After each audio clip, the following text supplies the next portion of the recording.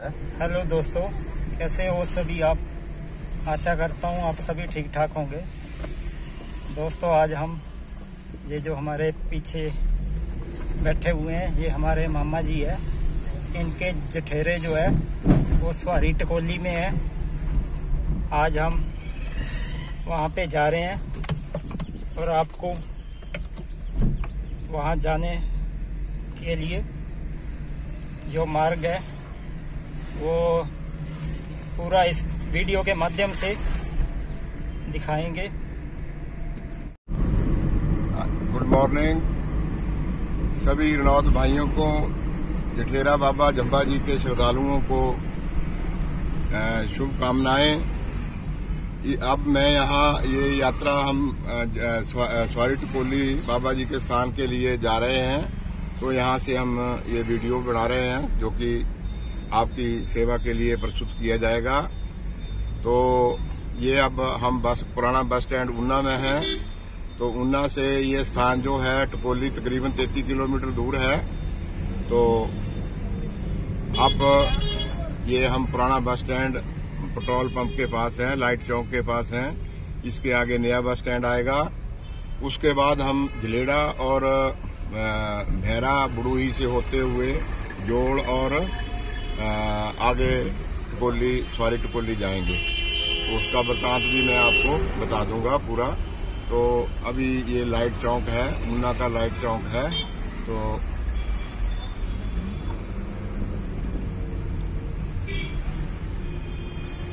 दोस्तों, हम अभी ये लाइट चौक क्रॉस कर रहे हैं ऊना का। ये देखिए, ये आपके सामने है आगे बस स्टैंड तक। ये अभी आगे हमारा न्यू बस स्टैंड ऊना का ISBT जो है न्यू, वो आ रहा है अभी सामने। तो ये देखिए दोस्तों, अभी ये जो है आपके सामने ये दिखाई दे रहा है, ये ऊना बस स्टैंड है।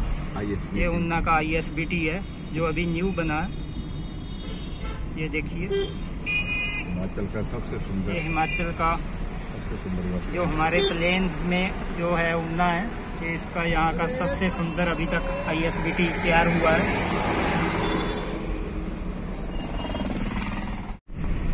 तो ये देखो दोस्तों, अभी हम ये जो रोटरी चौक है ऊना का, ये क्रॉस कर रहे हैं।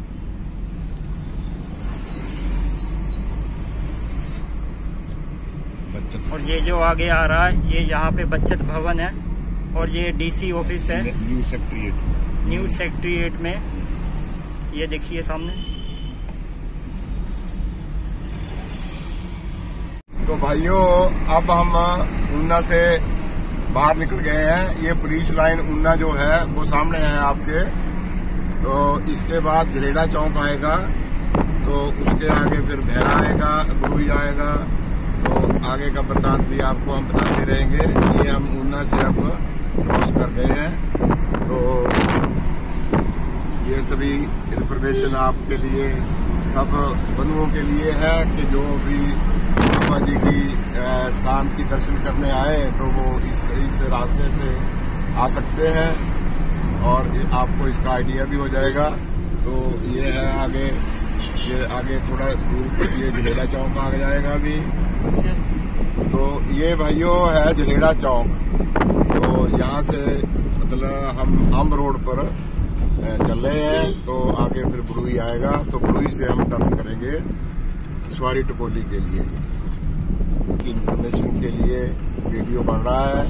मैं अभी आपको बाबा जी के इतिहास के बारे में भी थोड़ा सा बताना चाहता हूँ।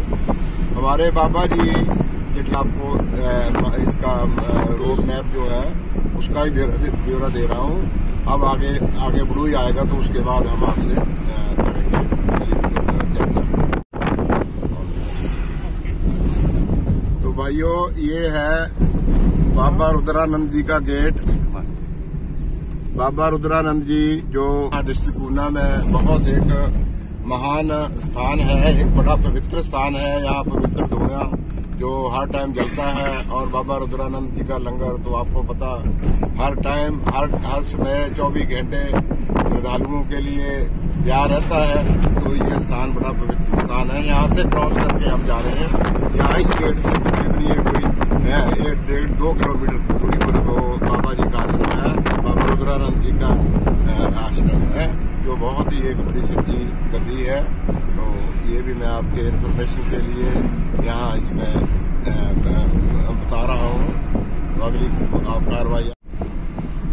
तो ये देखिए दोस्तों, ये जो उन्ना का NH है, ये देखिए साइड में पेड़ों से पूरा भरा हुआ है और इसका जो दृश्य है बहुत ही ब्यूटीफुल है।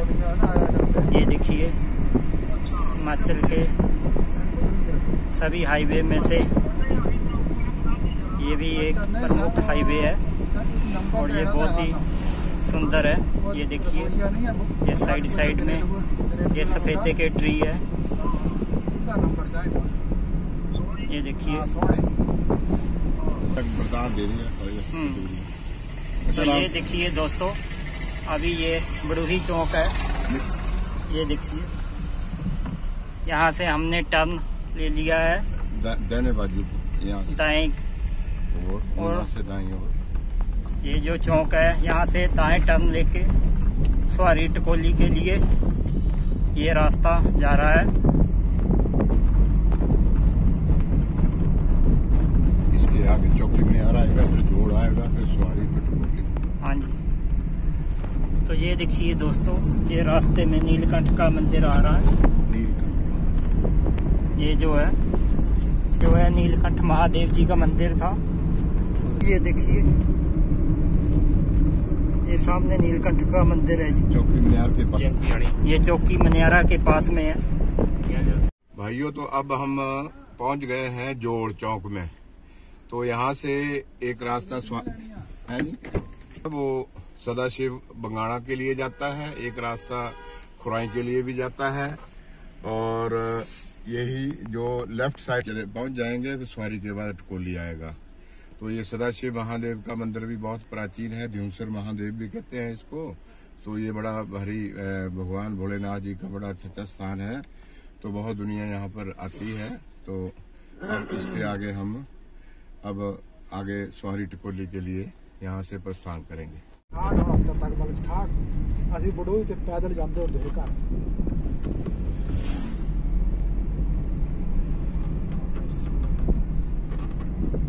ये देखिए दोस्तों, ये हिमाचल के रास्ते हैं और ये ब्रिज देखिए कितना सुंदर है।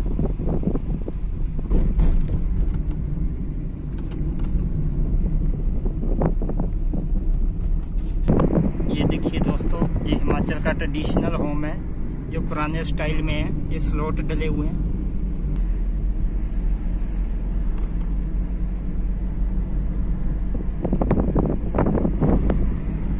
ये देखिए अभी दोस्तों ये बिलौन गाँव है और ये यहाँ पे स्कूल है, सीनियर सेकेंडरी स्कूल है यहाँ पे। ये देखिए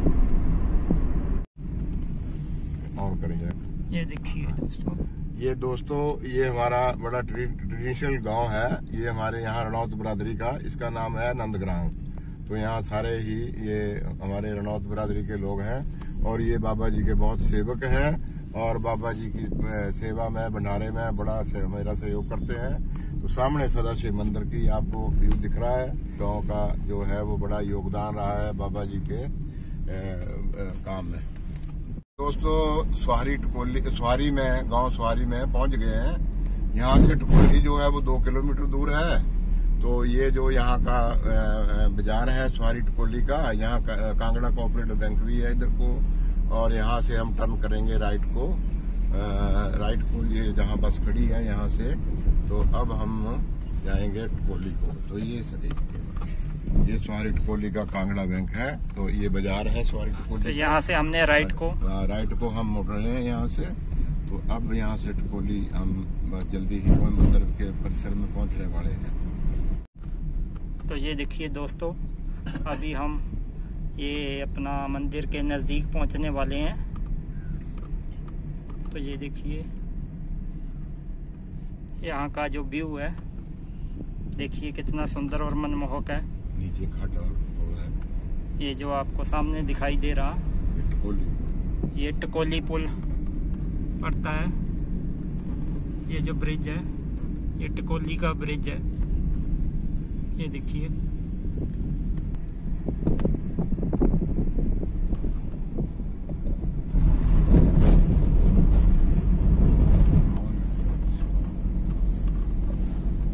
बस अब यहाँ से केवल आधा किलोमीटर का रास्ता है बस। गाड़ी में तो यहाँ से 4-5 मिनट का रास्ता है। ये जो गांव है ये दोस्तों टकोली गांव है। ये देखिए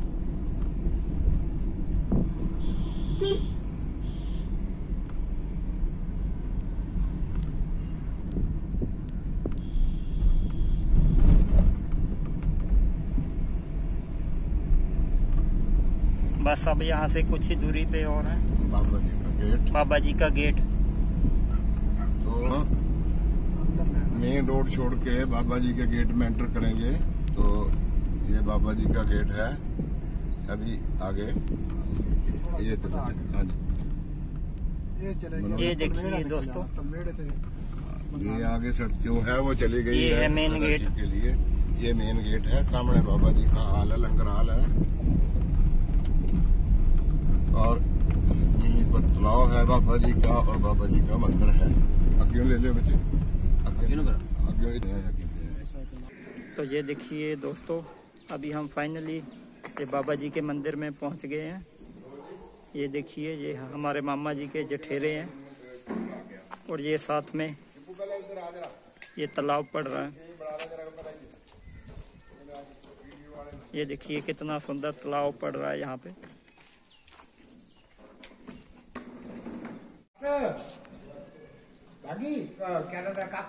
तो भाइयों अब हम बाबा जी के इस हाल में जो कि सभी रणौत भाइयों की कंट्रीब्यूशन के साथ बना है और योगदान से बना है, तो अब यहाँ हमारी कमेटी के मेंबर यहाँ आप सामने देख रहे हैं बैठे हुए हैं।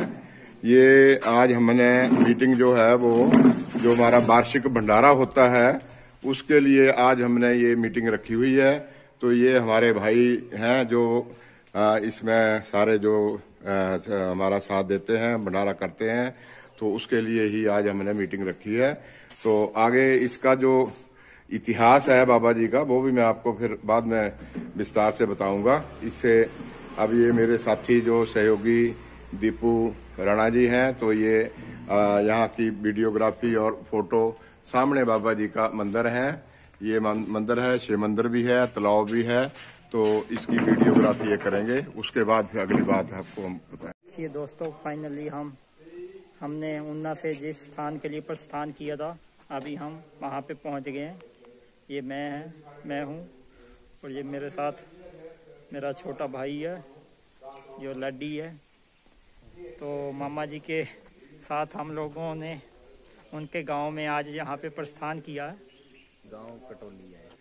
ये देखिए दोस्तों ये साथ में एक तालाब है जो बहुत ही सुंदर है और यहाँ की पंचायत में इसे बनाने में उनका पंचायत का बहुत बड़ा योगदान है। देखिए ये है हिमाचल की खूबसूरती। ये देखिए दोस्तों ये तालाब है, इसमें जो ये आपको पूरा ग्रीन ग्रीन दिख रहा है, ये जिससे हम आज के टाइम में उजोला बोलते हैं और पुराने समय में इसे पुराने टाइम में इसे काही या सवाड़ भी बोला जाता है। ये पानी में पूरे तालाब में देखिए कैसे भरी हुई है, पूरा तालाब ही ग्रीन हो चुका है इसके साथ में। बोलो जी। तो बंधुओं ये हमारा बाबा जी का हाल है जो आप इस टाइम देख रहे हैं। यहीं हम बैठे हैं, सारी कमेटी हमारी मंदिर की यहाँ बैठी हुई है।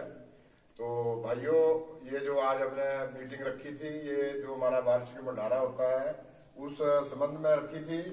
तो ये मीटिंग इस साल जो वार्षिक भंडारा है वो 26 मार्च को संडे वाले दिन होगा। तो उसमें आप सभी लोगों ने बढ़ चढ़ के आना है।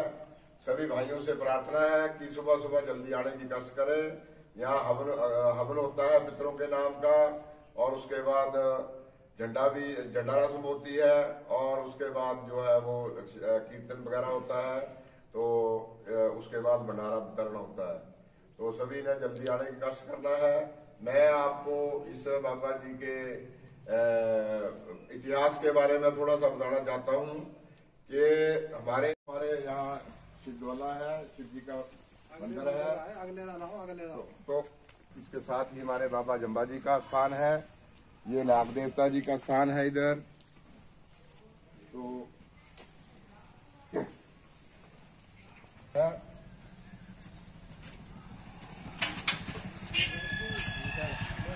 बाबा जम्बा जी जो हमारे जिठेरा बाबा है रनौत परिवार के, तो मैं अब उसी मंदिर के पास खड़ा हूँ। तो मैं इसके इतिहास के बारे में कुछ आपको बातें साझा करना चाहता हूँ। कुटरेड़ के जो राजा साहब थे वो चौकी मनियार में रहते थे, वहीं पर राजधानी थी हमारे कुटरेड़ रियासत की। तो उस जमाने में जो वो हमारे जो राजा साहब थे उनके बच्चा नहीं हुआ, संतान नहीं हुई, कुछ 300-400 साल पहले पुरानी बात है। तो उन्होंने फिर अपने राज जोशी को उसको उनसे पूछा कि भाई मेरी संतान है कि नहीं। तो उसने जोशी ने बताया कि राजा साहब आपको शादी दूसरी करनी पड़ेगी। तो उन्होंने दूसरी शादी कर ली, तो फिर भी संतान नहीं हुई। तो फिर राजा साहब ने फिर जोशी को पूछा कि भाई ये तो क्या बात हुई, संतान नहीं है। तो फिर उन्होंने उनका टिपड़ा वगैरह देखा, तो उससे उन्होंने बताया जोशी ने कि भाई राजा साहब भाई आपके एक नहीं 2 संतानें हैं आपके इसमें, पर ये संतानें तब होंगी जब आप अपनी कुल देवी को जो है उसको आप मनाएंगे। तो उसने बोला भाई बताओ क्या करना है। तो जोशी जी बोलते हैं कि भाई आपको नर बलि देनी पड़ेगी, तो तब आपको, और नर बलि भी ऐसी होनी चाहिए जो ज्येष्ठ पुत्र हो। तो राजा साहब ने सोच में पड़ गए। उन्होंने बड़ी सोच के बाद बताया कि पंडित जी आप जो है वो खुद ज्येष्ठ ही हैं और मेरा ख्याल आप अकेले ही हैं घर में। कि हाँ जी ठीक है। तो कहते भी आपसे और मेरा वेल विश्व कौन है जो मेरे लिए इतना काम करेगा, तो ये तो आपको ही बलि के रूप में आपको होना पड़ेगा। तो राजा पंडित जी ने मान लिए कि बात कहते जी ठीक है, मैं आपके परिवार के लिए आपके लिए मैं ये बलिदान करूंगा। तो ऐसा हुआ कि भाई वो वहाँ माता का पूजन हुआ उनकी कुल देवी का, और उसके बाद उन्होंने पंडित जी की बलि दे दी। बलि करने से पहले उन्होंने पूछा कि राजा साहब अब राजा साहब ने पूछा कि महाराज भी ये जो मेरे को ब्रह्म हत्या लगेगी इसका भी आप कुछ मुझे बताओ कि भी ये इसका मैं कैसे इससे बच सकूंगा। तो पंडित जी ने बताया कि महाराज भी आपको जब आपके ये लड़के जो हैं एक से लड़के 2 होंगे, 2 लड़के पैदा होंगे दोनों रानियों के। जब आप ये 18-18 साल के हो जाएंगे तो आपने इस स्थान को छोड़ देना है, इस महल को छोड़ देना है और कहीं और जाके अपना वो स्थान बना लेना है।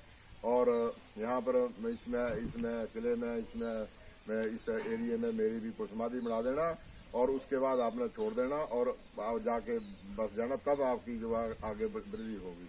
तो राजा ने ऐसा ही किया। जब लड़के उनके नौजवान हो गए तो उसने उनके 2 बेटे हुए, एक बड़ी रानी के एक छोटी रानी के, और एक रात में पैदा हुए। तो जो रनौत जो है जो हमारी जो माता थी वो पहले संतान उसके हुई थी, पर फिर जो है वो ऐसा हुआ कि उन्होंने बताया नहीं, वो बताया सुबह को, और जो छोटी थी रानी थी उसके शाम को बेटा हुआ, उसने उसी टाइम बता दिया राजा को। तो राजा साहब ने ये किया कि भी नहीं, जो मुझे पता लगा है कि अभी छोटी रानी के बच्चा पहले पैदा हुआ है, तो उसको राज जी दे दिया। और जो ये रनौतों के बुजुर्ग थे उनको टकोली टिक्का साहब, उनको टिक्का साहब कहते थे। और वो जब नौजवान हो गए तो उनको बोला कि भी आप टिक्का साहब आप टकोली वाला एरिया उनको दे दिया और वो इस गांव में आके बस गए।